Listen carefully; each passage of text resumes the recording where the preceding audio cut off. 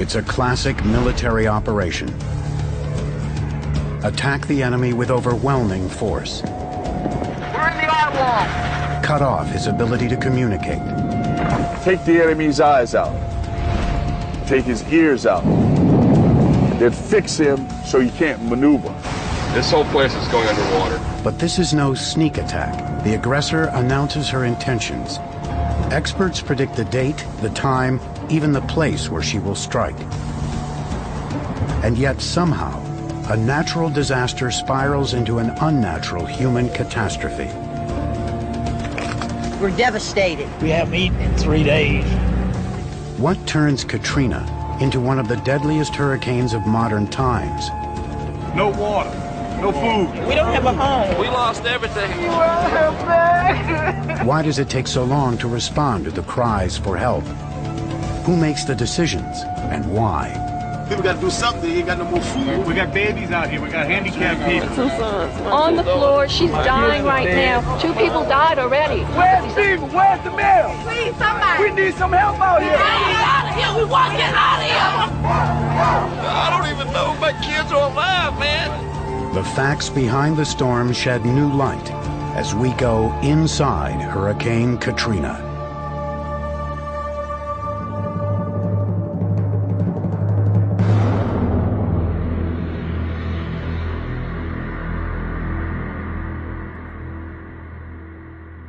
Baton Rouge, Louisiana, July 2004. A war game is underway at the state's Emergency Operations Center. The scenario, a deadly hurricane called Pam ravages New Orleans and the surrounding area. Floodwaters surge over the levees, engulfing the city. The death toll, 61,000.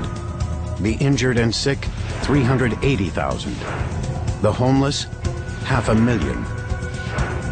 500,000 buildings destroyed. 1 million people evacuate the hurricane zone.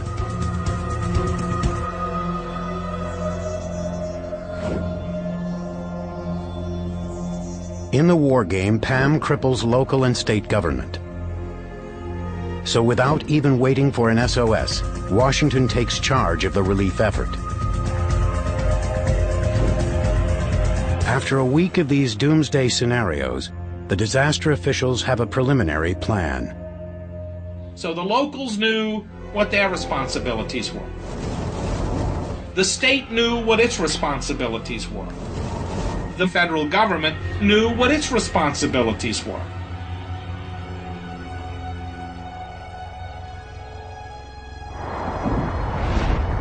Wednesday, August 24th, 2005, 11 a.m., the Central Bahamas. Heavy rain and high winds rattle the skies and kick up mountainous waves in the Atlantic Ocean. Satellite photography reveals a spinning formation of thunderstorms, with the signature counterclockwise rotation of a hurricane in the making. Sustained wind speed tops 38 miles an hour. It is officially a tropical storm, for now. On the alphabetized list of names for storms in the Atlantic Ocean in 2005, the next one up is Katrina. Miami. The National Hurricane Center issues an advisory. Hurricane conditions are possible in South Florida within 36 hours. Bentonville, Arkansas.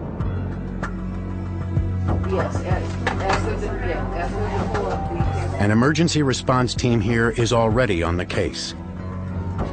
Hurricanes are one of the few disasters that give you lead time, that you can really kind of plan things ahead of time. And for us, it's go, go, go, go until the storm hits.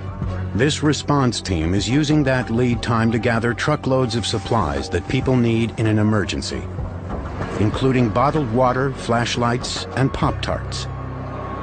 But Jason Jackson is not part of a government disaster plan. He works for Walmart. Thursday, August 25th, 3:30 p.m. Katrina's wind speed hits 74 miles an hour. That means she's now a Category 1 hurricane, able to topple trees, down power lines, and damage homes. At the high end of the scale, a Cat 5, with winds above 155 miles an hour, can decimate entire communities, killing anyone in its path.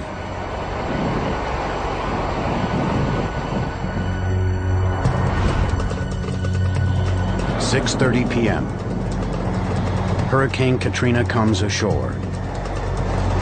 She pummels the coast of Florida and heads inland. She leaves 14 people dead and causes $460 million in damages. For a Cat 1, she packs a serious punch. The reason? Katrina's swirling winds are high, but she moves over the state slowly at only 8 miles per hour. An average hurricane usually moves at about 15 to 20 miles per hour with its forward speed. So it basically hung over Florida for an extended period of time, exposing them to relatively weak but hurricane-force winds nevertheless. Katrina's foray into South Florida has cost her energy. Hurricanes typically lose strength over land. That's because they draw their power from warm water, like an engine burning fuel. Once she's out over the warm Gulf of Mexico, Katrina re-energizes.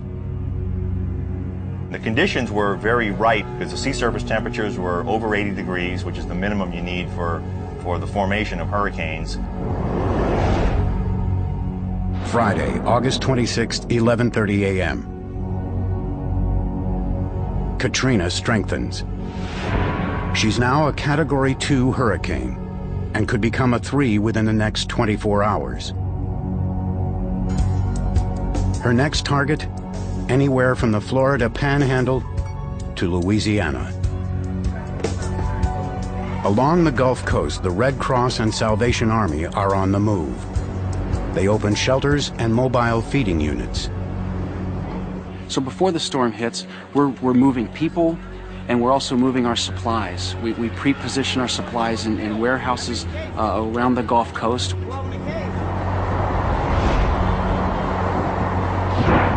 The news about Katrina is spreading, but who's paying attention? Have you ever been to New Orleans? It's the hottest city. New Orleans, Louisiana. A uniquely American city. A rollicking mix of French, Spanish, Creole, Cajun, and African influences. A place with its own beat. A city of 500,000 people spiced with jazz, voodoo, and gumbo. Drop me off in New Orleans, man. The good times roll on the very fragile soil of the Mississippi Delta. This major port city is built almost entirely below sea level. It's shaped like a crescent and surrounded by water. The Gulf of Mexico 100 miles to the south, Lake Pontchartrain to the north, and the Mississippi River winds through it. On average, the city streets are 6 feet lower than the Gulf. It's protected by one of the world's largest systems of earthen levees and flood walls. But some of the levees are slowly sinking and in need of repair. On Friday at 5 p.m., Katrina is northwest of the Florida Keys. With every passing hour, she sucks in energy from the warm water. She's projected to grow into a very dangerous Category 3 hurricane with winds up to 130 miles per hour.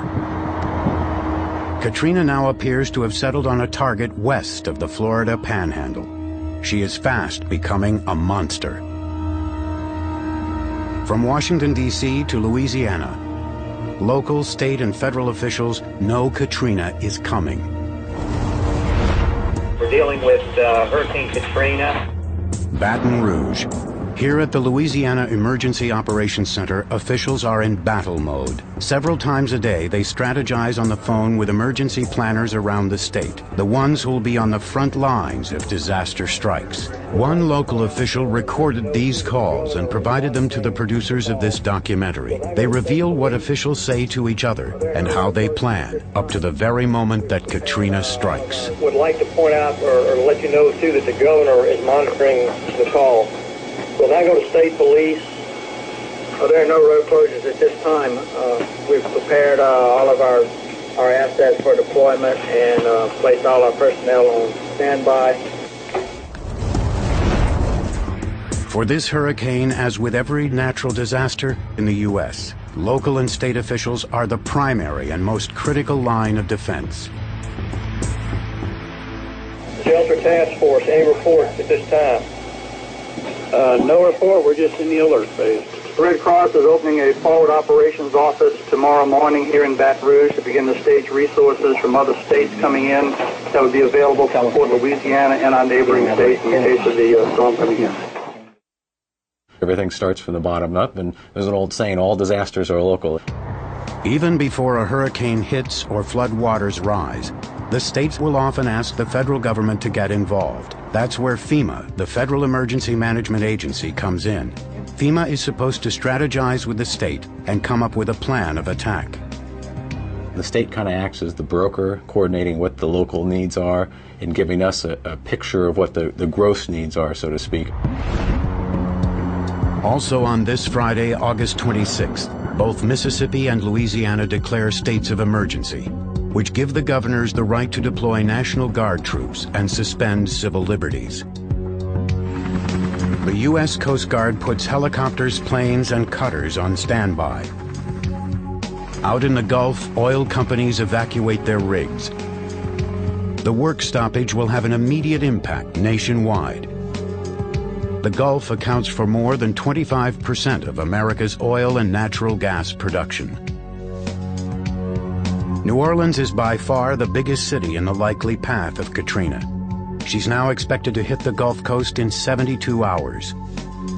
Over the coming days, 2 Louisiana politicians will play leading roles in determining the city's fate.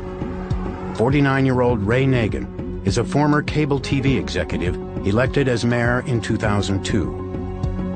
62-year-old Kathleen Blanco is a veteran of state politics and the first woman to serve as Louisiana governor.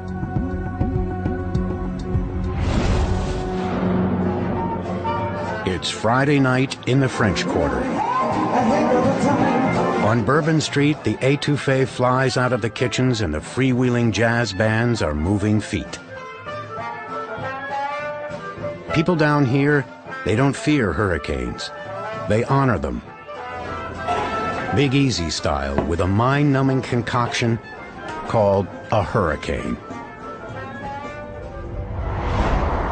11 p.m. Friday night. The National Hurricane Center forecasts that Katrina will hit land here, in the town of Burris, Louisiana, 60 miles southeast of New Orleans.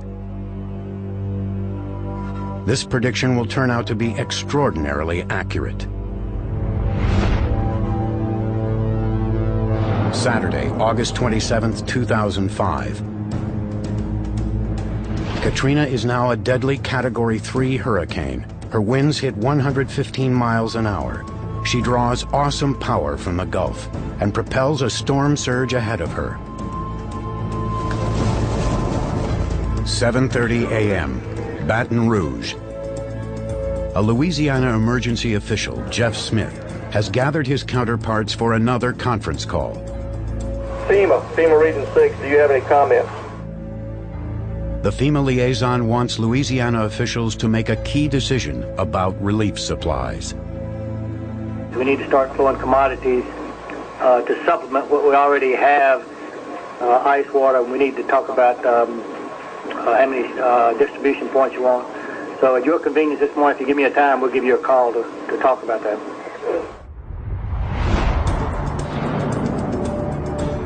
Evacuations are underway this morning in low-lying areas south and east of New Orleans.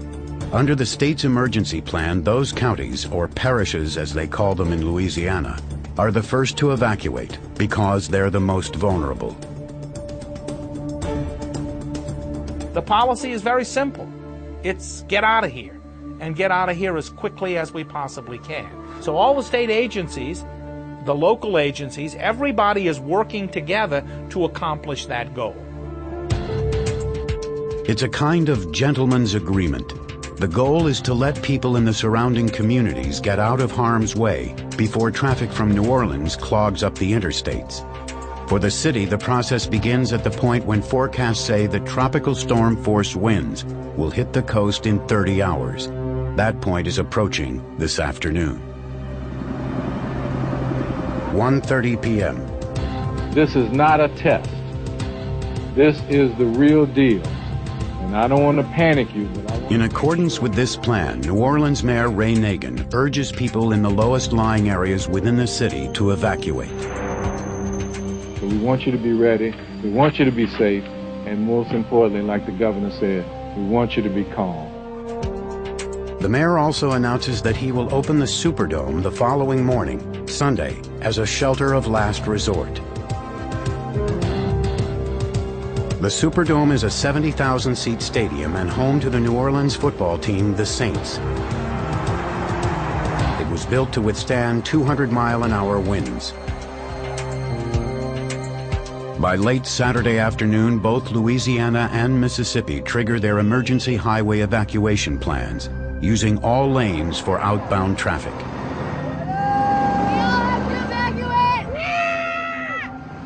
Even with the extra roadways, traffic snarls. It's extremely hard to leave.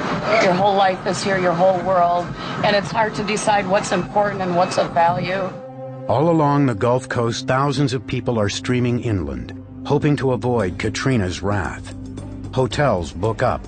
Lines form at grocery stores and gas stations. Just recently gotten out of a gas line that was about 2 or 3 hours, and most of the gas stations are closed down. But there are tens of thousands of people who are just staying put. The people I talked to and asked them to get out, they were like, well, we don't have any place to go, so we'll just hang in here.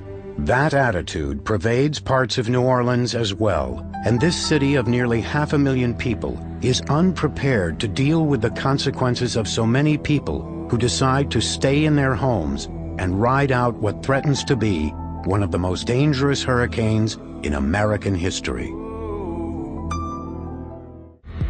Saturday afternoon, August 27th, 2005. A possibly catastrophic hurricane is now forecast to slam into the Gulf Coast on Monday morning.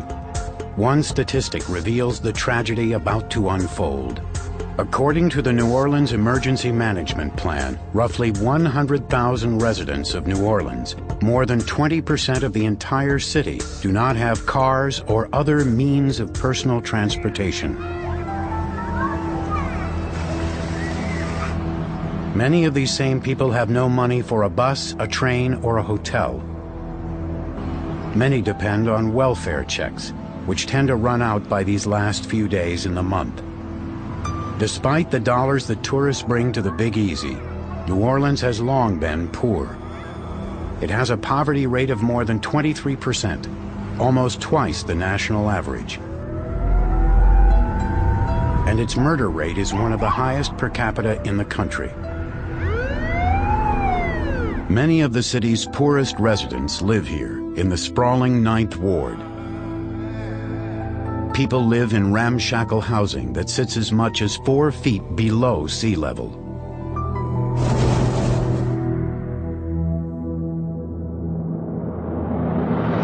Crawford, Texas. President Bush is on vacation today at his ranch. He receives and signs a request from Governor Kathleen Blanco to declare a federal state of emergency in Louisiana. The White House can now direct any federal agency to use its resources to help the area. Saturday evening. FEMA has dispatched 5 search and rescue teams to Shreveport, Louisiana and Meridian, Mississippi. FEMA positions the teams totaling 262 people out of the line of fire, but close enough to perform rescue operations after the storm hits. FEMA headquarters, Washington, D.C. An emergency specialist and union president named Leo Bosner is also tracking Katrina. Bosner believes the agency is unprepared for the kind of disaster predicted in the Hurricane Pam scenario. And as this went along Saturday night and into Sunday, I think all of us just felt this terrible, hollow feeling. Why aren't greater measures being taken? The director of FEMA is 50-year-old Michael Brown. He's been running it since 2003 and has handled disasters including California wildfires and the Columbia Space Shuttle explosion. FEMA is not the organization it once was. After 9/11, as the country focused on preventing another terrorist attack, Congress voted to downgrade FEMA from a cabinet-level agency. In 2003, it became part of the new Homeland Security Department. The problem with putting FEMA into the Office of Homeland Security was that it took it out of the White House. And there is nothing more effective for any government agency than being right next to the president. Saturday, August 27th, 7 p.m. Central Time. Katrina is a dangerous Category 3 hurricane. She's barreling toward Louisiana and Mississippi, on her way to becoming a cataclysmic 4 or 5. Weather maps show Katrina expanding so rapidly that she seems to overwhelm the entire Gulf. Her 12-foot waves are already approaching parts of the coast. By this point, across New Orleans, floodgates are closing on the levees that surround and cut through the city, including the Industrial Canal on the city's east side, the 17th Street Canal on the west side, and the London Avenue Canal in the Gentilly neighborhood. The levees are embankments made of dirt. Some are topped with reinforced concrete flood walls. They range between 13 and 18 feet tall. Some date all the way back to the 1920s. The Army Corps of Engineers maintains them and acknowledges that budget shortfalls have prevented urgently needed repairs. The levees are built to protect New Orleans from the storm surge of a Category 3 hurricane. Storm surge is when high winds push massive amounts of water above the normal sea level.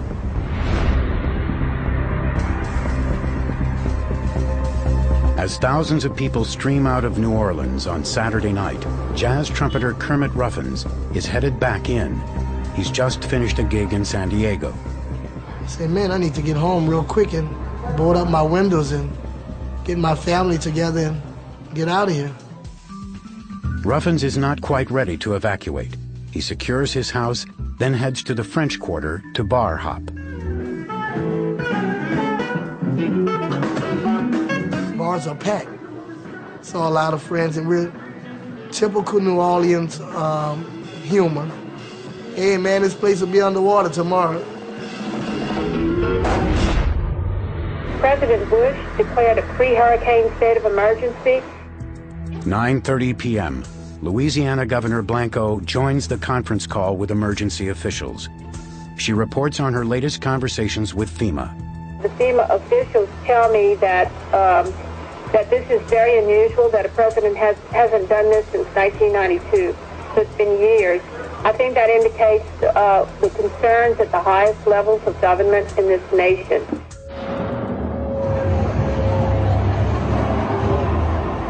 And yet, despite the warnings and doomsday scenarios, a FEMA report will later note that on Saturday night, August 27, 2005, the bars were rocking in the French Quarter.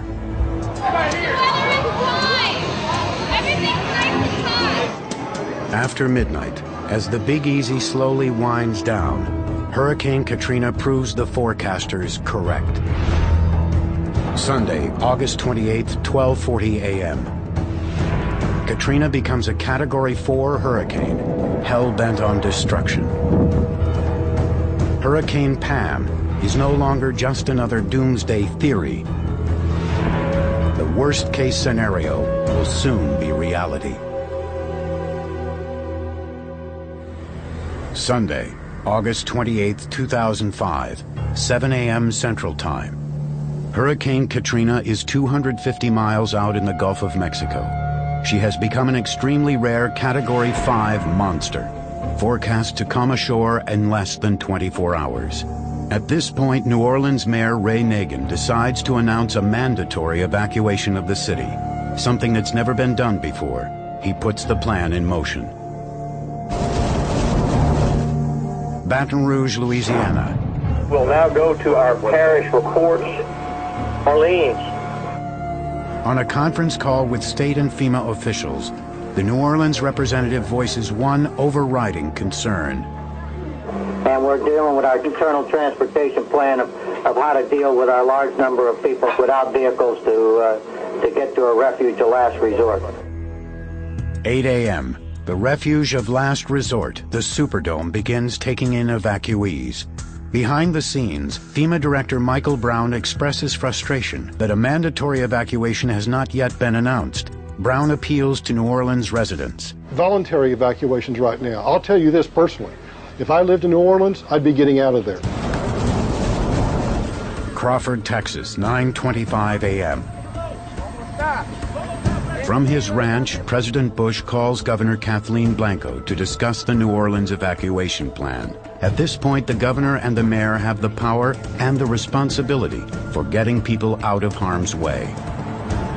New Orleans, 9:30 a.m. President Bush called and told me to share with all of you that he is very concerned about the citizens. He is concerned about the impact that this hurricane would have on our people, and he asked me to please ensure that there would be a mandatory evacuation of New Orleans. Now there is one. Katrina's landfall is about 20 hours away. This is going to be an unprecedented event. We want everybody to get out.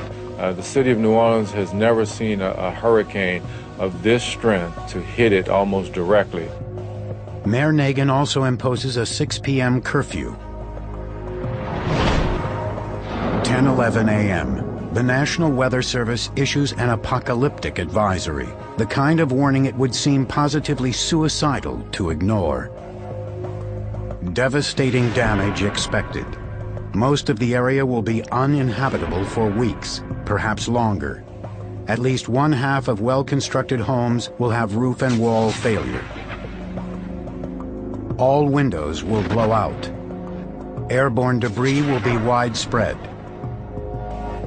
Persons, pets, and livestock exposed to the winds will face certain death if struck. By this point on Sunday morning, most people have either fled New Orleans or are in the process of doing so. But tens of thousands of people, many in the lowest lying and poorest parts of the city, are not leaving. They scramble to grab last-minute supplies. We've got oil, we've got water, we've got food. Pray for us. Pray for all of New Orleans. They'll tell you, well, I lived here through Betsy or Camille or one of the previous hurricanes. There have been all kinds of hurricanes that have come through. None of them could truly devastate the area. With a police force of only 1,600, the mayor does not send his officers out to enforce the mandatory evacuation. It's not just a question of manpower. There is also a traditional bias against forcing people out of their own homes. Still, officers do use their powers of persuasion. I went as far as telling people, I said, well, just do me a favor. Make life easy on us. Take a permanent marker, write your Social Security number along one arm and one leg. So when we find your body, we can check the Social Security records and find out who you are. That we don't have to try and fingerprint a decomposed body. Mayor Nagin dispatches regional transit buses to pick up residents at 12 locations around the city and ferry them here to the Superdome. Come with enough food, perishable items to last for 3 to 5 days. Come with blankets, with pillows. No weapons, no alcohol, no drugs. You know, this is like the governor said, yeah, you're going on a camping trip. According to Amtrak, the city declines an offer to put hundreds of evacuees on the last passenger train leaving the city. The predictions about Katrina are so ominous that National Hurricane Center Director Max Mayfield not only briefs FEMA Director Michael Brown and Homeland Security Chief Michael Chertoff, but also President Bush. Louisiana State Representative Arthur Morell and his wife, Cynthia, a New Orleans City Councilwoman, argue about whether to evacuate. He and my son did not want to leave. They were going to ride out the hurricane. And I said, oh, no. Jazz trumpeter Kermit Ruffins has already boarded up his house. Now he and his fiancée consider whether to hit the road. Normally I would stay home, you know, and board up my windows, light a few candles and relax for a day or two. But my fiance said, Kermit, we better get out of here. Elsewhere, people stand on street corners, holding a few spare possessions, bags of clothes or pillows. It's 91 degrees and humid as they wait for buses to take them to the Superdome. The process takes hours. When they arrive, they find a shelter with security, medical facilities, food, and water. Between them, FEMA and the Louisiana National Guard have trucked in tens of thousands of liters of water and MREs, or meals ready to eat, the standard military ration. By nightfall, nearly 10,000 people take shelter here. I think the people in here are pretty happy to be inside. Indeed, I'm very grateful for this Superdome, because without it, I don't know where we would have went. By now, FEMA has mapped out 11 storage sites in and around the hurricane zone. They have stockpiled supplies, more than 2.5 million liters of water, more than 1.3 million MREs, and 17 million pounds of ice. 6 p.m., curfew time in New Orleans. The French Quarter is empty. It's warm, quiet, and calm.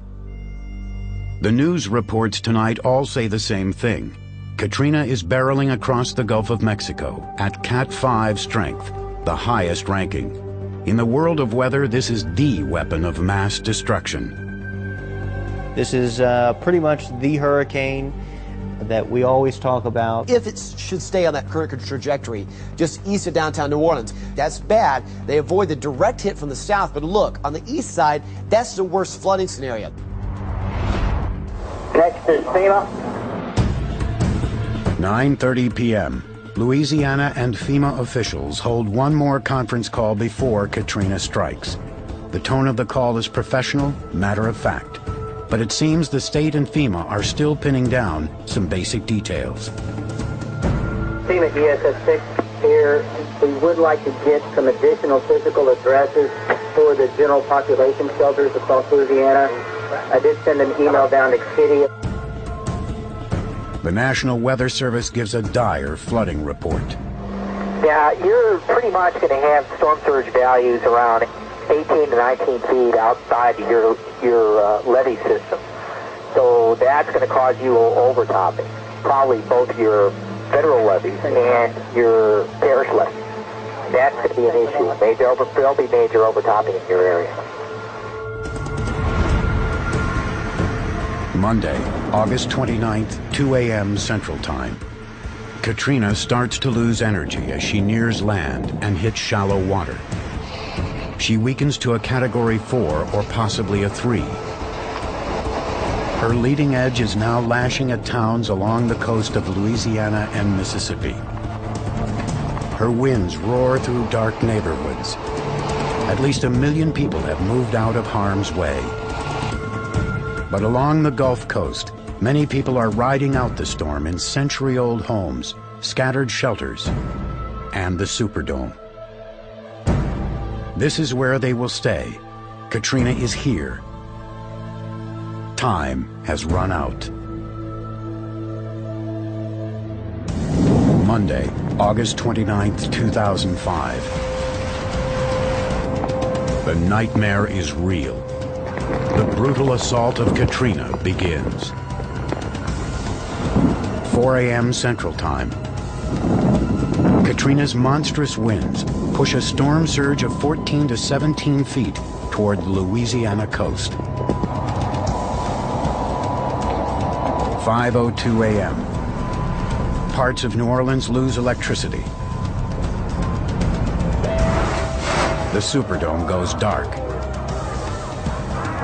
The structure has backup generators, but they run only reduced lighting. About 10,000 people here inside the dome listen as the air conditioning system shudders to a halt. Most of the evacuees remain calm. Everybody nice. They fed us, and we just waiting till we ride the storm out. 6:10 a.m. Katrina storms ashore in Plaquemines Parish, Louisiana, 60 miles southeast of New Orleans. Our account of how the hurricane now decimates the city is based on the first comprehensive analysis of the events by the Louisiana State University Hurricane Center. First, the gargantuan storm surge pushes up the Mississippi River. It also races here into the Mississippi River Gulf outlet, and here through Lake Borgne, converging in this area known as the Funnel. In New Orleans, the winds are furious. A few hundred feet from the Superdome, two brothers, both police SWAT team members, Dwayne and Daryl Sherman, have spent the night sleeping in their trucks. We just left the doors open. We're sleeping on my brother on the back seat of his truck, me on the back seat of mine. And when we heard the wind picking up, it actually sounded like somebody beating on the steel doors. Doug Kiesling, a professional storm chaser, sets up his camera and starts recording. I just had like Cat 3 or Cat 4 winds going through these buildings here, just ripping off stuff.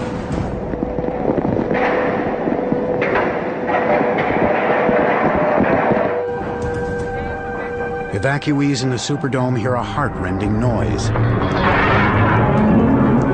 It looks like one section of the Superdome roof may soon peel away from the actual stadium. We're going to go now to Governor Blanca. Reports that we have gotten from people in the dome tell us that there has been a portion of the roof that is leaking. Water pours into the stadium. Katrina's winds tear at the roof as she rips away 15-foot-long sections.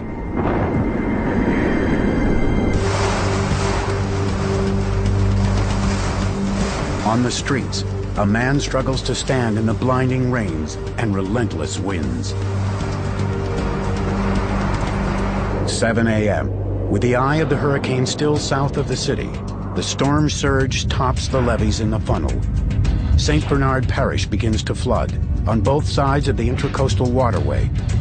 So does the lower 9th Ward in New Orleans. Here, all along the Industrial Canal, Katrina's floodwaters now overtop the levees. Water starts cascading into the city, flowing from the canal both east and west. 7:30 a.m. We'll now go to our parish reports. Please give us your status. It's the first chance for local, state, and FEMA officials to report to each other on Katrina's assault.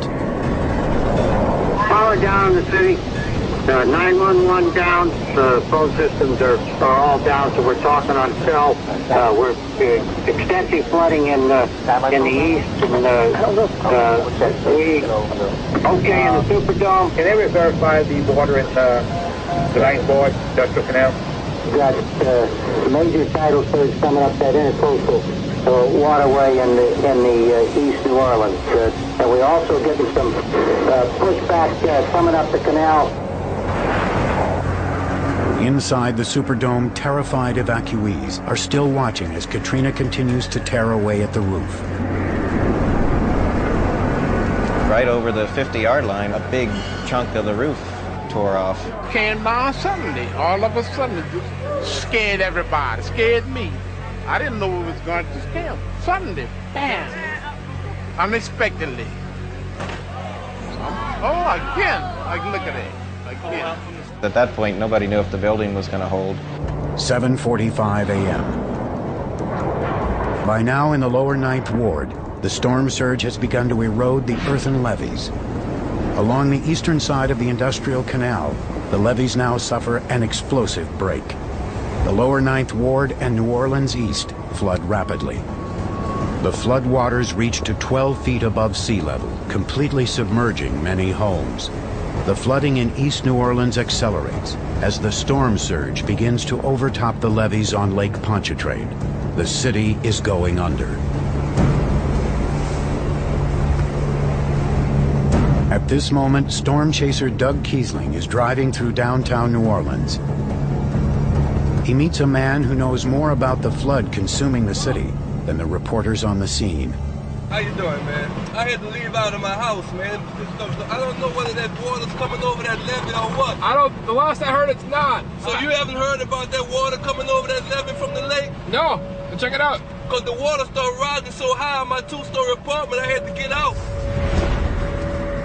Back on the conference call in Baton Rouge, the emergency director for St. Bernard Parish asks the state official, Jeff Smith, for emergency supplies. I also need that water and MREs as soon as possible. We've got those requests as well, and as soon as we can work them, we'll be getting them to you. 10 a.m. Katrina now whirls north and slightly east and delivers a direct strike near the Louisiana-Mississippi border.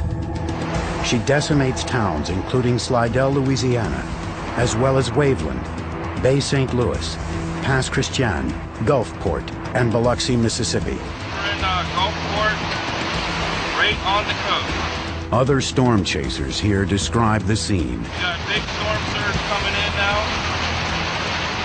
These roads are going to be completely, we're not going to be able to drive in another hour. Well, we had to make it back to the hotel.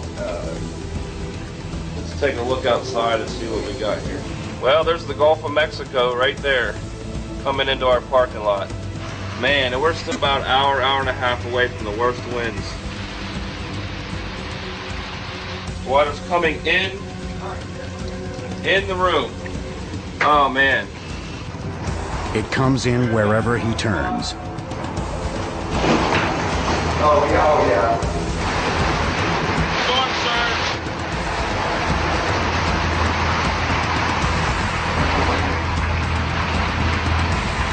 These men help an elderly woman escape the rapidly rising water.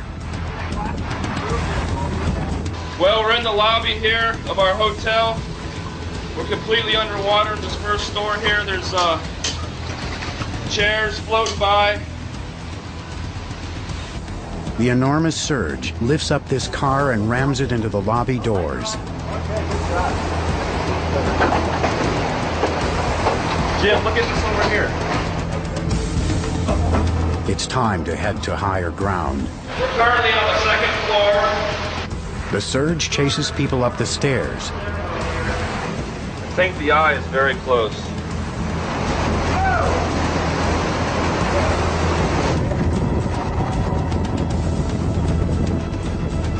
This is the eye wall. We're in the eye wall.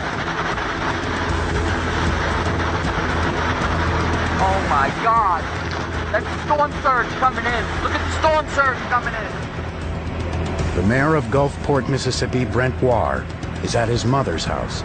On his two-way radio, he monitors police dispatch. And you can hear the anguish in their voice, and all I could do is sit there and listen to it, hour after hour. And then finally the lady said, they were swimming for it. And I don't know whether they...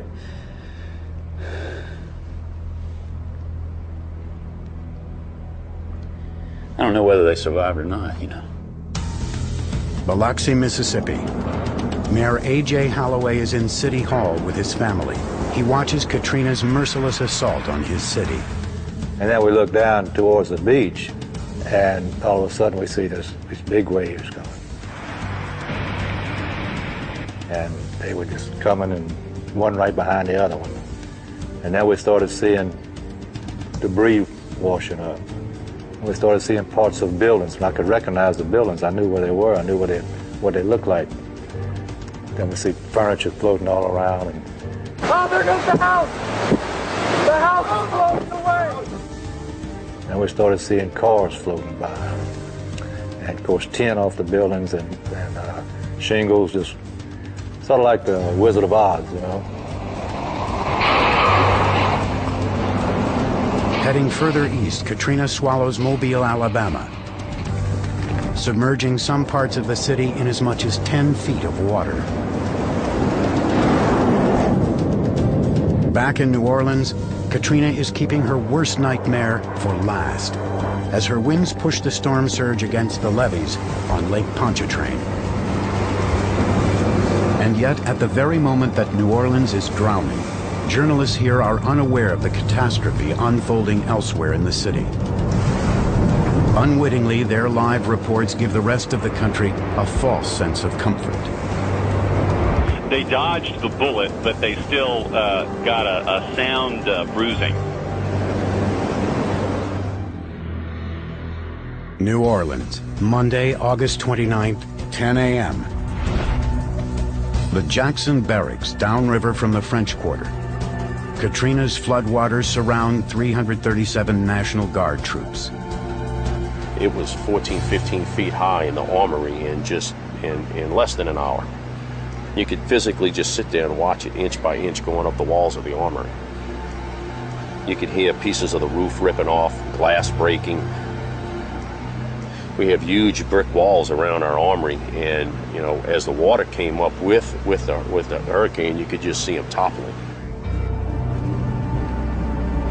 In homes across the city, the water forces people to move to higher floors. Angela Green and Chris Erskine are in their home in the mid-city neighborhood. We were in a single-story duplex, I mean, it came up to our steps probably within the first hour, and then probably came up further into the house within the next 2 hours. I had to axe through into our neighbors. Through our wall.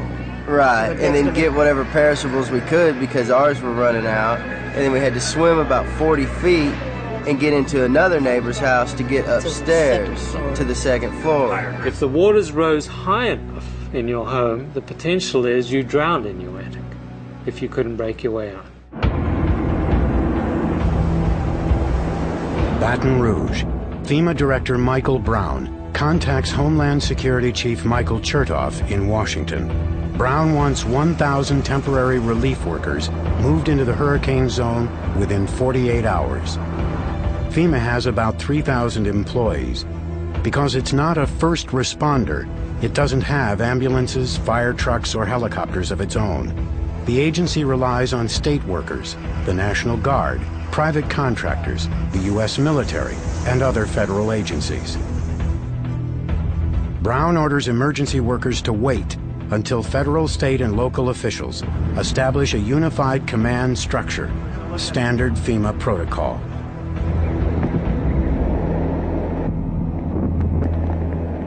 Sorting through that in the fog of war, it can be very difficult because it's the very time when it's the hardest to do that, to be able to say, hey, whoa, slow down here, let's work through this. They don't want to hear that. The state's left with the difficult task of trying to figure out, well, what is it that we can do to meet that need versus what we're going to go and ask the federal government to provide. Katrina knocks out most communication systems. Phones are out. TV and radio stations cannot broadcast. Even satellite communication is unreliable. To meet the first responders' victims. A three-star Army General Russell Honore will receive orders later today to oversee the military response to Hurricane Katrina. And when the first responders become victims, they have a challenge in communicating and coordinating. The worst blow from Hurricane Katrina is about to hit New Orleans. Her eye is now northeast of the city. As her winds swirl counterclockwise, she pushes a colossal storm surge up and over the levees here on the south side of Lake Pontchartrain. Storm turns this way. It pushed all that water back in this direction, forcing it into these canals, into the intercoastal waterway. Floodwaters race into both the 17th Street and London Avenue canals. The levee walls here along the London Avenue Canal start to creak and bend outward. Then near the Mirabeau Avenue Bridge, the walls on the east side of this canal collapse. Floodwaters cascade into the city. 10:30 a.m. The levee wall along the west side of the London Avenue Canal now fails. So does the eastern levee on the 17th Street Canal near the old Hammond Highway Bridge. That breach sends floodwaters into the western portion of Orleans Parish. The average home in New Orleans is drowning in 6 to 9 feet of standing water. everything was damaged. I didn't see one thing that was not damaged. One house, one business. I particularly noticed that almost every roof was damaged. And I knew at that point we had a big problem. Rescuers are now heading out into the floodwaters. Among them, New Orleans police officers Dwayne and yelling for help. At that point, you're saying to yourself, and you're looking at what you know when you used to patrol as the lower 9th Ward was now a lake. It just so happened it was full of houses. And you said, this is going to be bad.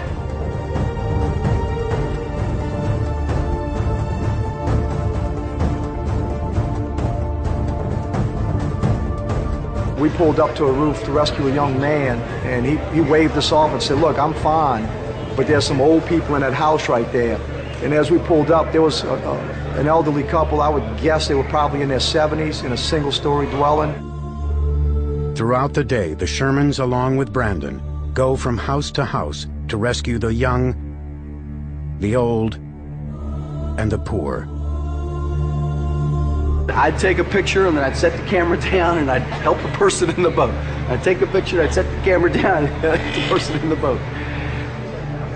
These poor people, their strength is gone. Gratitude is immediate.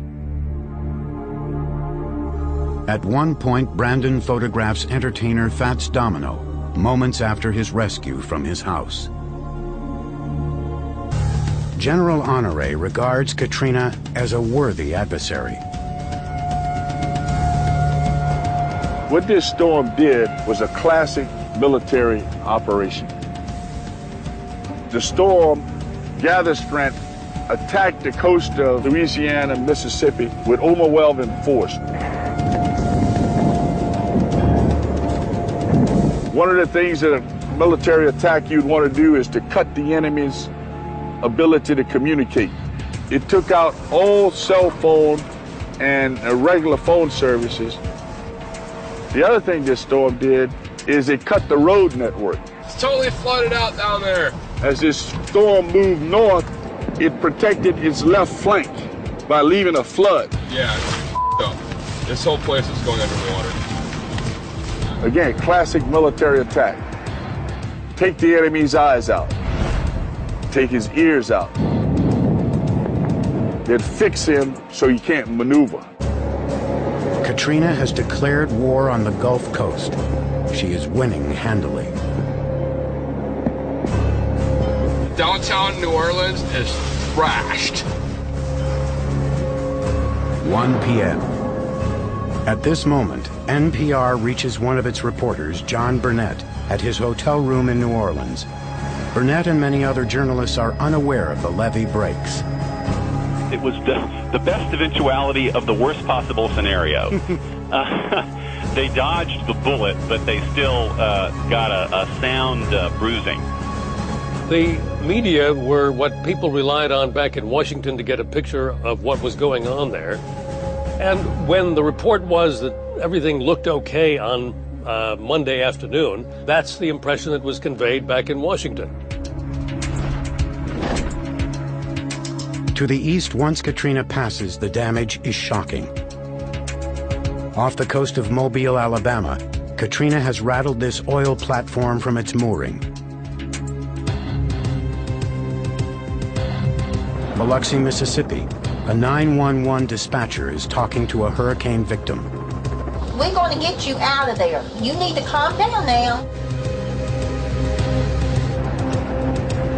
Like they're drowned in my house. My house is totally gone.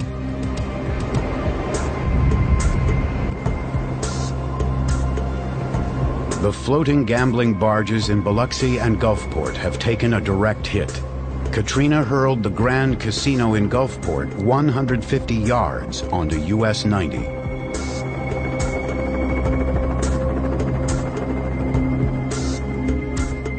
The region's gambling industry is out of luck. So are many homeowners. We lost everything. I don't even know if my kids are alive, man. I couldn't believe my eyes. Everything was gone. People were just coming out of their homes and the dazed look on their faces. The neighbors, in many cases, were just gone.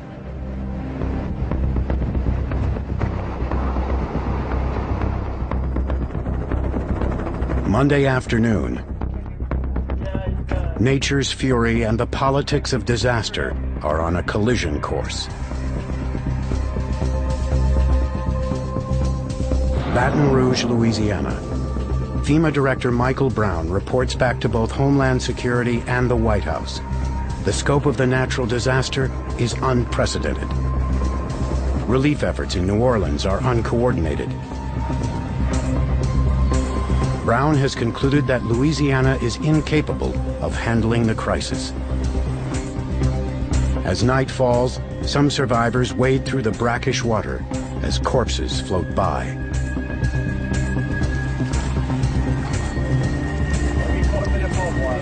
This evening, an ABC News correspondent on the scene in New Orleans reports that the levees have only overtopped, not broken.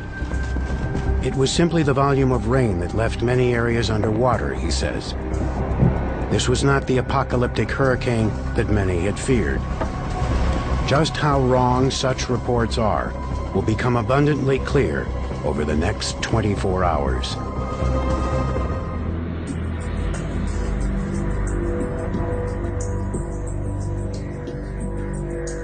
Tuesday, August 30th, 2005.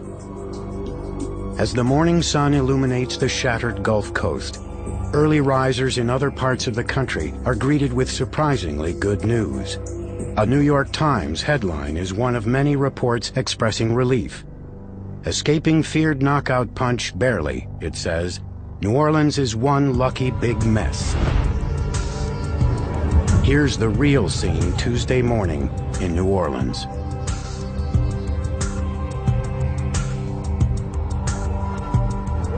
Floodwaters cover 80% of the greater New Orleans area.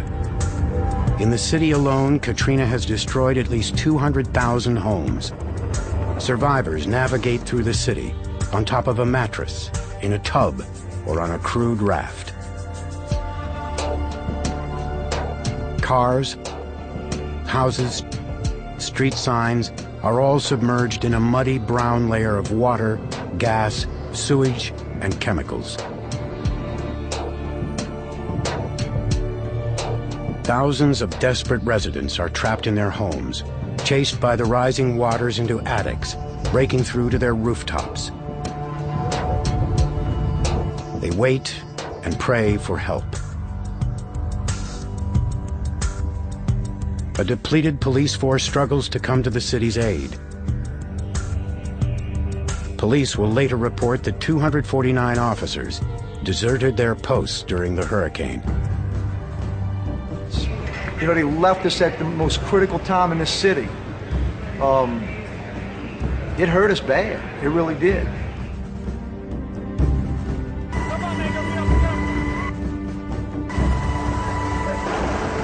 And yet, rescue missions are in full swing.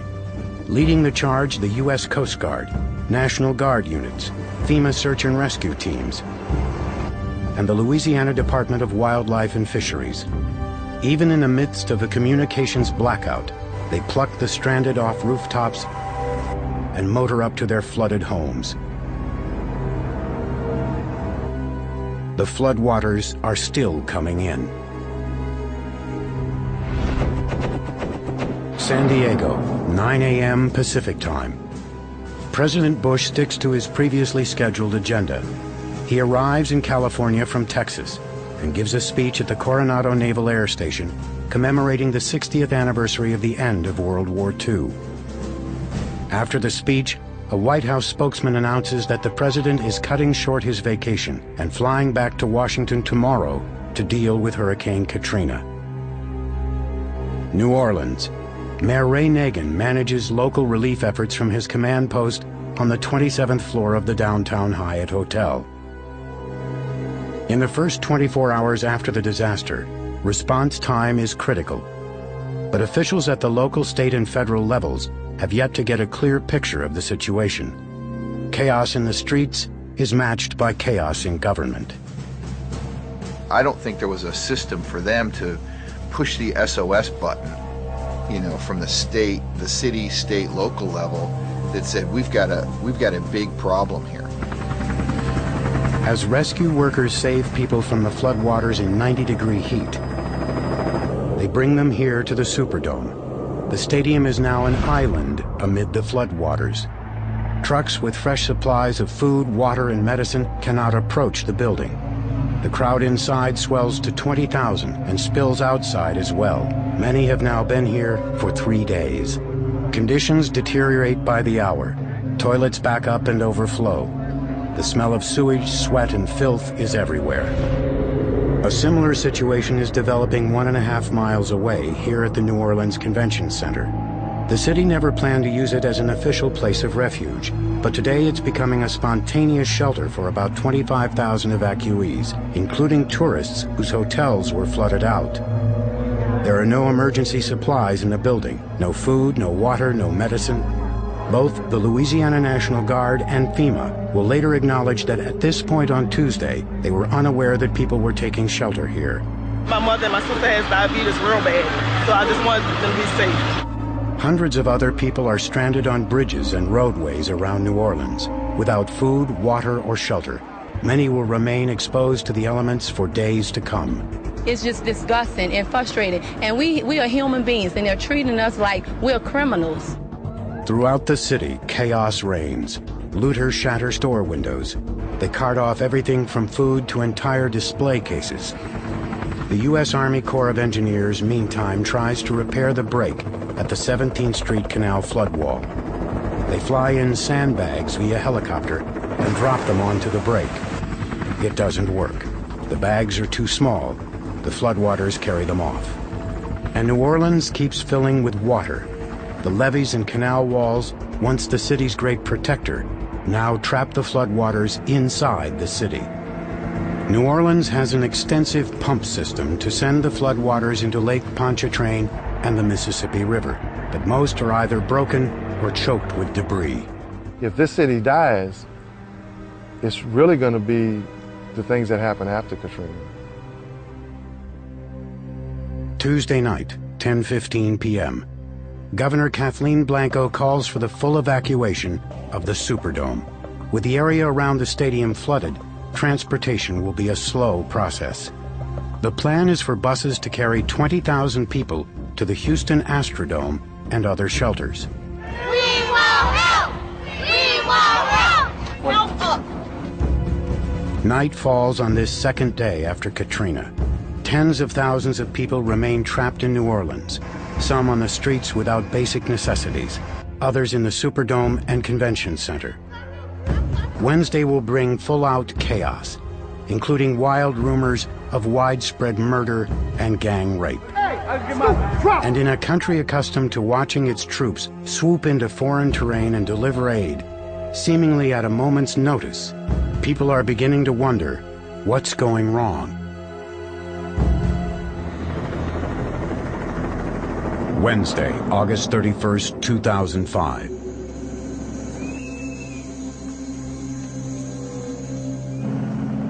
"48 hours since Hurricane Katrina slammed into the Gulf Coast.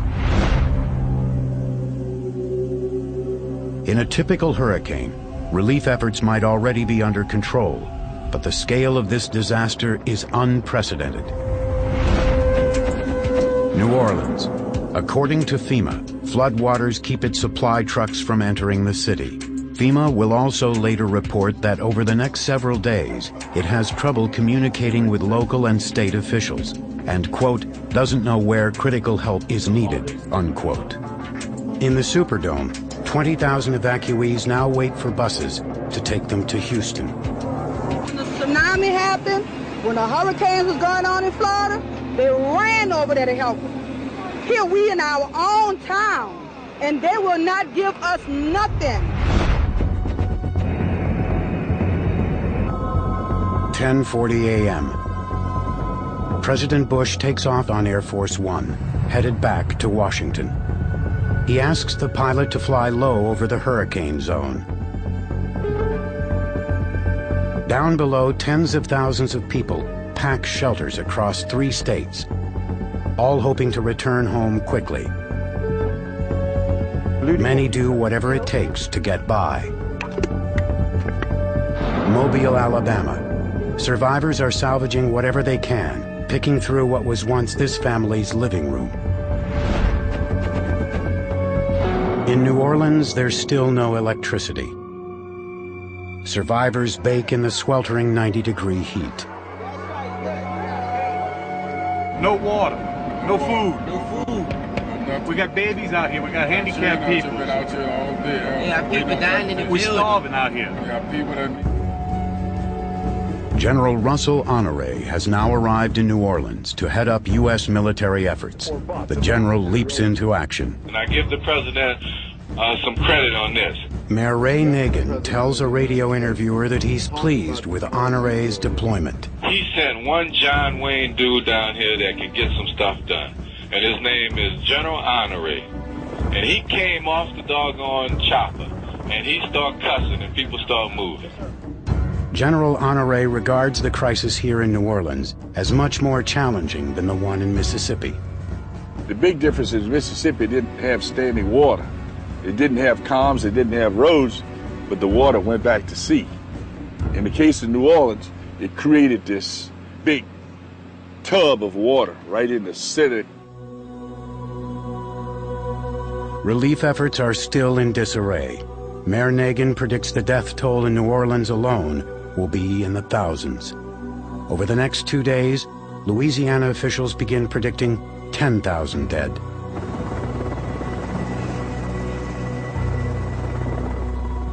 Helicopters carry wounded and sick evacuees here to Louis Armstrong Airport, which is fast becoming a makeshift hospital. I've never seen anything like this before. Everyone's doing the best that they can. We need insulin. As the day wears on, the looting intensifies. Mayor Nagin orders police to stop search and rescue missions and focus on law and order. Hey, stop it! Drop it! Some steal to survive. They said we could come in and get the necessities. I don't have any clothes or nothing. I'm just getting food. Others simply take advantage of the situation. There are too many looters to round up and too few police officers. National Guard troops are not handling law enforcement because Governor Blanco has made search and rescue their top priority. Rumors begin to spread of rampant violence in the Superdome and the Convention Center. Tales of widespread homicide, assault, and gang rapes. The national media report many of the rumors as confirmed facts. Most will turn out to be either false or highly exaggerated. Estimates of 200 dead bodies in the Superdome turned out to be untrue. A total of 6 people died in the stadium, 4 of natural causes, 1 from an overdose, and 1 suicide. Horror stories of mass murder inside the convention center also turn out to be way off the mark. Police recover 4 bodies. 1 is a homicide victim. And I love the press. I mean, just at their perspective of what they're seeing and they're hearing, then it becomes circular reporting. One person reported was 2, the next time you hear it's 5. Nonetheless, these 2 buildings and the anguished people inside them become the public face of an unfolding catastrophe. The kind that most Americans associate more with the third world than with their own country. I don't have home. I had a home downtown, but it's gone. It's under the water. I have nothing, nothing. They have over 3,000 people out of here with no home, no shelter. What are they gonna do? What are we gonna do? The plight of Katrina's victims touches people all across the country, including this man, the owner of a bus company in a small town outside Minneapolis. He and his friends start a local relief effort. Collected over 90,000 pounds of food and supplies in about a 24-hour period. They caravan down to Louisiana, driving through the night, 6 buses and a truck. They deliver their food and emergency supplies to hurricane victims in Shreveport and Natchitoches. Bentonville, Arkansas. the Walmart's Emergency Operations Center, what started a week ago as an emergency effort to stock its stores, has evolved. It's now a cooperative relief effort with the Red Cross in Mississippi and Louisiana. We needed to start sending 5 trailers a day in to support Jefferson Parish to provide them water, dry food. And I remember there was 1 load of chainsaws to help cut some of the people out of the buildings. Wednesday afternoon, Washington, D.C. President Bush returns to the White House and convenes a cabinet meeting. Bush and his advisors debate whether the federal government should try to take over the relief effort and take command of the Louisiana National Guard. According to published reports, the president calls Governor Blanco on Wednesday to float this idea, but cannot persuade her. In the weeks to come, aides to Blanco acknowledge that the governor spoke to the president on this day, but firmly deny that Mr. Bush made any such offer. It's an issue of control. If she had allowed the president to take over the National Guard, she feared political recrimination. Here again is where politics immediately takes part, it enters into these considerations. Confusion about who's responsible for what relief effort is a problem reverberating all along the Gulf Coast. FEMA, Red Cross, they got a few feeding trucks into the areas, but the assistance that you would typically think for a storm this magnitude in an area that was so hardly hit, they just didn't show up. New Orleans, Wednesday night. Buses arrive at the Superdome to begin the evacuation. But one group of New Orleans residents is already being evacuated, not by the city, the state, or FEMA. This young man, 20-year-old Jabbar Gibson, commandeers a school bus. He loads it up with people in need of shelter, and off they go to Texas. 10:35 p.m. Gibson arrives at the Houston Astrodome. He deposits his passengers at the newly designated shelter. TV networks replay the footage of Gibson at the wheel. In the midst of a crisis that's overwhelming government at all levels, here at least is a private citizen seizing the moment, acting heroically. But people are wondering, where are the public officials who should be doing the same? Thursday, September 1st, 2005, 7 a.m. Eastern Time. On ABC's Good Morning America, President Bush offers a comment about Hurricane Katrina that kicks up a political dust storm. I don't think anybody anticipated the breach of the levees.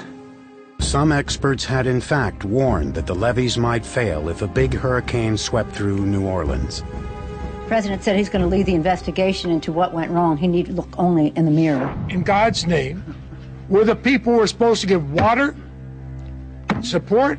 People were dying there. What in heaven's name was happening? Next target for outrage, the slow evacuation of the Superdome. It will take 3 days to transport all 20,000 stranded evacuees to Houston and elsewhere. The guys put it on the ground and send these trucks back for another load. Yes, sir. Make that happen now. Yes, sir. Army General Russell Honoré is in charge of the transport. To many observers, Honoré is the first official on the scene who seems to be actually taking charge. This whole humanitarian thing comes down to logistics. You can't get buses in there because of the water. Then we could get them in there. We had to bring them in 2 at a time. The Red Cross offers its services in New Orleans, but Louisiana officials will decline the offer. They tell the Red Cross they cannot guarantee their safety, and that Red Cross vehicles might disrupt rescue efforts. Mississippi. Getting aid to some hurricane victims is time-consuming because the population is so spread out. George W. Bush, get out the White House and come help us. Police ain't helping. There's been one Salvation Army truck come by. You know, they set up over there. They stayed there about 3 hours. They were gone.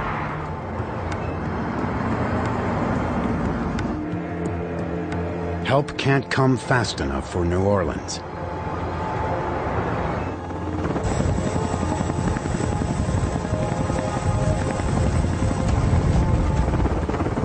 Massive sandbags start to plug the hole in the 17th Street Canal to keep floodwaters at bay.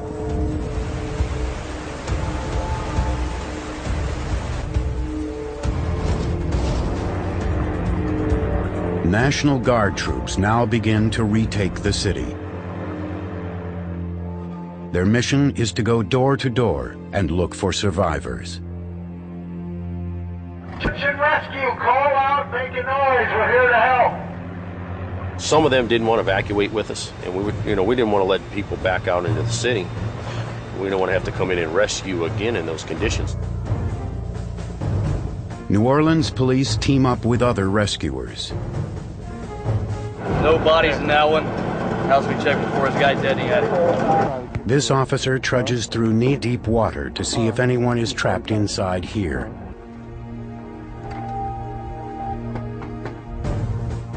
Good news, at least she's not there. You know, it looked like the water came up about another foot into the house, but it looked like she made it out. Not everyone did. My kids are dead. I wasn't there.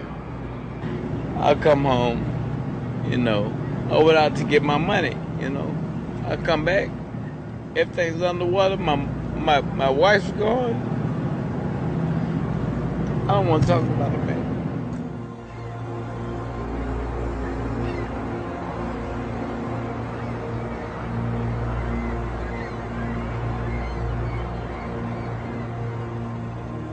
Bureaucracy slows down the relief effort.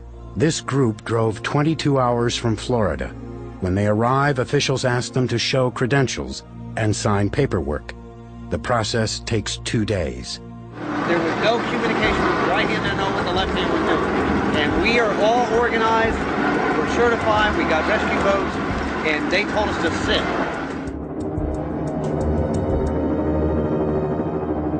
And still the relief efforts are stalled. Thousands of people remain stranded at the convention center in horrendous conditions, with no food or water. Garbage overflows onto the sidewalks and streets. The sick, like this man, are carried on gurneys over strewn debris. Excuse my French, everybody in America, but I am pissed. Thursday evening. In a radio interview, Mayor Ray Nagin takes a shot at both state and national officials. Don't do another press conference until the resources are in this city. Now get off your asses and let's do something, and let's fix the biggest goddamn crisis in the history of this country. 11:30 p.m. Eastern Time. FEMA Director Michael Brown appears on ABC News Nightline. Ted Koppel asks him about reports that FEMA did not know about the people stranded in the convention center until today. Don't you guys watch television? Don't you guys listen to the radio? Our reporters have been reporting about it for more than just today. We learned about it factually today, that's what existed. We've been so focused on doing rescue and life-saving missions and evacuating people from the Superdome that when we first learned about it, of course, my first gut instinct was get somebody in there. Koppel also asks Brown why FEMA did not respond faster to Katrina. When the levees did break, we were already moving in and then had to move back out. And then I think the other thing that really caught me by surprise was the fact that there were so many people, and I'm not laying blame, but either chose not to evacuate or could not evacuate. The explanations might be logical, but in the hurricane zone, the problems are vast and urgent. People are growing furious at the slow pace of the relief efforts. It's still a slow process, because you got a whole city here, you know what I'm saying? We don't have nothing to go home to, nothing. Mobile, Alabama. Friday, September 2nd, 2005, 10:35 a.m. President Bush gets his first ground-level look at the devastation of Hurricane Katrina. With FEMA Director Mike Brown at his side, he responds to the growing criticism of federal relief efforts. It's not going exactly right, we're going to make it go exactly right. If there's problems, we're going to address the problems. And that's what I've come down to assure people. And Brownie, you're doing a heck of a job. The FEMA director's working 24 hours. New Orleans, 12 p.m. Louisiana National Guard troops march into the convention center. Within 30 minutes, they restore order and begin to distribute food and water. Within 36 hours, they evacuate 25,000 people from the building. They're bussed and flown to shelters around the country. 5 p.m. Air Force One touches down at the Louis Armstrong Airport in New Orleans. In his office on the plane, the president meets with both Governor Kathleen Blanco and Mayor Ray Nagin. The mayor later describes the meeting. We're in Air Force One. I say, Mr. President, Madam Governor, you two have to get in sync. If you don't get in sync, more people are gonna die.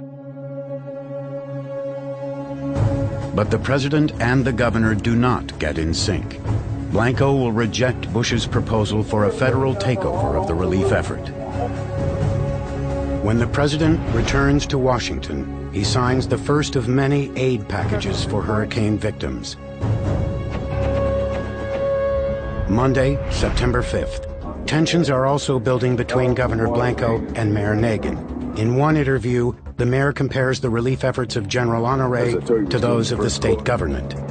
And when he hit the field, we started to see action. And what the state was doing, I don't frickin' know.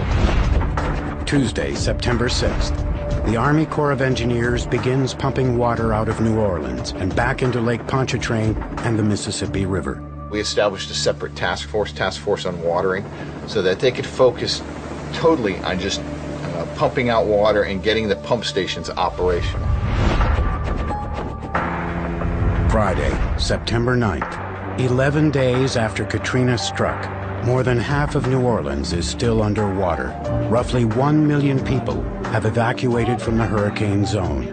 Government agencies and volunteer groups are providing shelter to more than 250,000. Others are living with friends or relatives around the country. In the flooded streets of New Orleans' Araby neighborhood, filthy water laps at second-story windows. You're gonna die, man. I'm telling you, you're gonna die. I don't want you to die, man. I know it. National Guard and FEMA crews search from house to house, trying to clear out the bitter enders who refuse to evacuate. Mayor Nagin has called for everyone to leave the city. He has clashed with Governor Blanco, who insisted the mayor had no authority to enforce such a total evacuation. By now, local, state, and federal forces, as well as volunteers, have performed almost 50,000 rescues. FEMA has delivered 18 million packaged meals and 10 million gallons of drinking water to flood victims. There you go, guys. No, we're not leaving. And people all across America have chipped in to help. Y'all have met us in every need, in every way. And we couldn't ask for no more. Donations to groups providing Katrina relief top $1 billion. It's the biggest outpouring since 9/11. Baton Rouge. Landline telephone connections are coming back up. For the first time since Katrina hit, Louisiana emergency officials are able to convene a conference call. No FEMA liaison is on the line, as local officials unload their frustrations with the agency. We thought we were going to have a meeting with Baton Rouge people, the FEMA people, yesterday. We canceled that one, so I don't know where we are with it, other than it's just creating downright chaos. One of the big gripes has to do with temporary housing.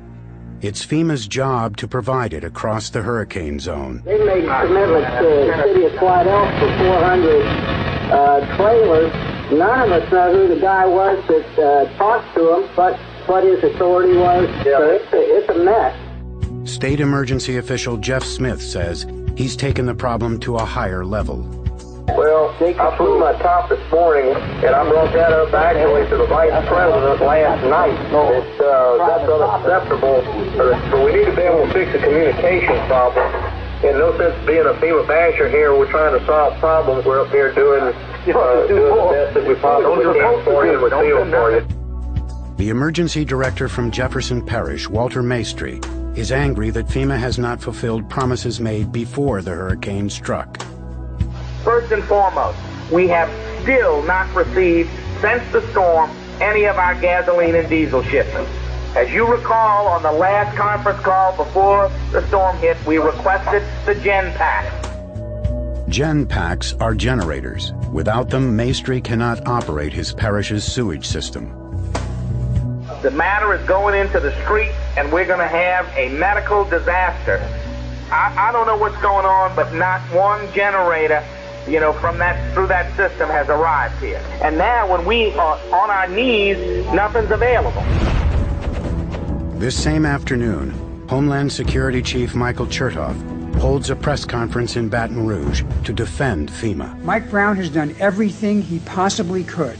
Nevertheless, Chertoff is sending Mike Brown back to D.C. He appoints Vice Admiral Thad Allen, a 34-year Coast Guard veteran, to oversee the FEMA relief effort. 3 days later, on September 12th, Michael Brown resigns. He leaves behind a tarnished organization and an enormous political problem for the Bush administration. The following week, another hurricane in the Gulf of Mexico gives officials at all levels of government a chance to prove they learned something from Katrina. Let's not get stuck on the last storm. Right now we're going down Paris Avenue, which is like a major hub going to the lakefront of New Orleans. Most of these are single-family homes. 2 weeks after flooding from Hurricane Katrina decimated New Orleans, City Councilwoman Cynthia Morell and her husband Arthur, a state representative, boat through their neighborhood. It's my son's car, right there, the top of it. My Jeep over there. And that's his Jeep. The pressure from the water pushed these concrete retainers, and the dirt gave way. And then the water just pushed in. Down on the other side, they just fell. Because those rebars and that concrete could not hold all this. It's too heavy. Some of the city's giant pumps have begun to send the floodwaters back into Lake Pontchartrain. People are returning to inspect their homes. As you can see, this used to be a pretty nice block. With the houses, mostly families, all lived here, all of the family. Munley, Kate, Mr. Hamp, Miss Johnson, Yancey's, Fletcher's, Lange had the barbershop there. City Council President Oliver Thomas visits his neighborhood in the 9th Ward and the house where he grew up. I said that all my crime was done. But I guess it's not. This is the house my father used his GI Bill to buy this house, so we wouldn't have to rent or live with family anymore. As authorities search more neighborhoods in New Orleans, the death toll climbs. Over the next month, it will exceed 1,200 across Louisiana, Mississippi, and Alabama. The Gulf Coast has lost its battle with Hurricane Katrina. Survivors remain trapped for days, while the most powerful nation on earth struggled to bring them food and relief. Hardly an inspiring performance, especially in a post-9/11 world. I think that people in this country had a right to believe that the country was being made more safe after September 11th. Everybody dropped the ball on this, there's no question about it. Tuesday, September 13th, President Bush becomes the first top official to accept blame for the Katrina crisis. Katrina exposed serious problems in our response capability at all levels of government. And to the extent that the federal government didn't fully do its job right, I take responsibility. Mic check, 1, 2, mic check. Tuesday, September 20th. Another hurricane, Rita, storms into the Gulf. Public officials have a second chance to get it right. Don't get stuck on stupid, reporters. We're moving forward. And don't confuse the people, please. Let's not get stuck on the last storm. Our first mission is to save lives. We have a coordinated federal, state, and local effort moving in place as we speak. The federal government was busy assuring us there had been plans made, people prepositioned, plenty of supplies, water, meals ready to eat. They were determined not to make the same mistake again 3 weeks later.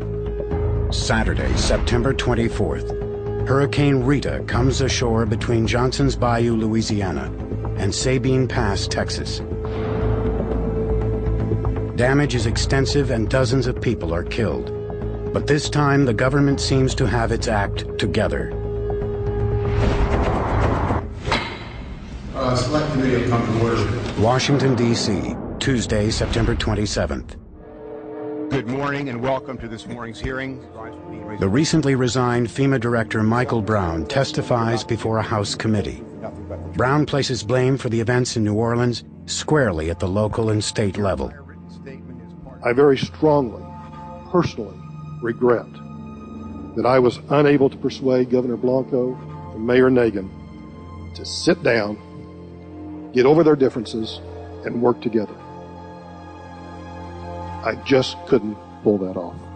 My biggest mistake was not recognizing by Saturday that Louisiana was dysfunctional. The very next day, Louisiana Governor Kathleen Blanco appears before a Senate committee, but does not answer Brown's attack.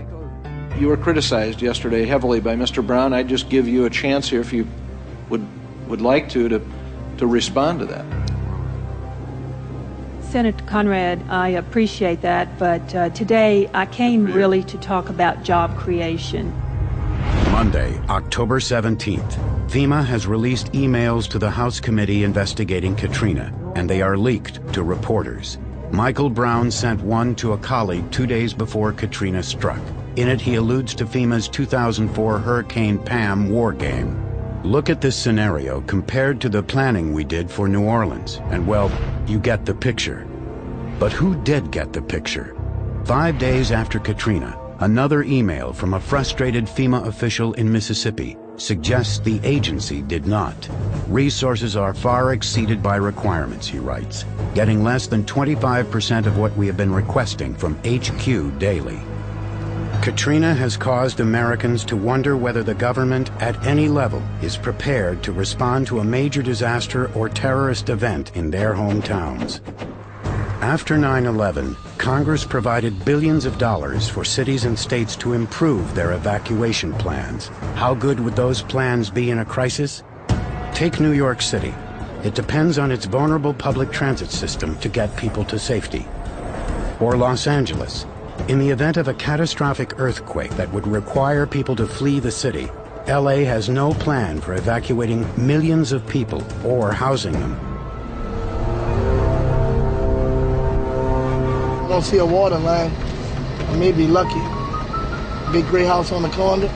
Jazz trumpeter Kermit Ruffins returns home. His house is on relatively high ground and escaped significant damage. To look at that city now is just like, we can't wait to rebuild. I mean, it's all we can think about. That's my baby picture there. Some of my records right here. Nice kitchen back there. Remember those red beans and rice? Ruffins then checks out Vaughn's, the neighborhood bar where he's